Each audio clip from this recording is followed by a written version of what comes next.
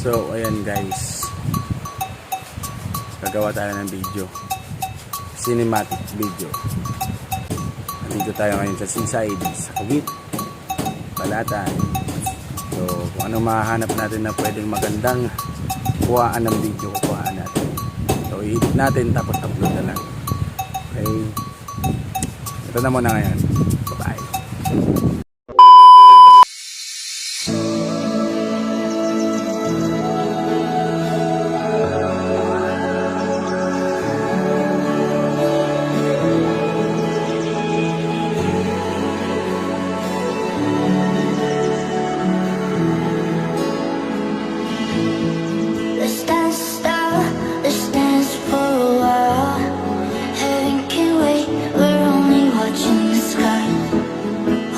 For the best perspective.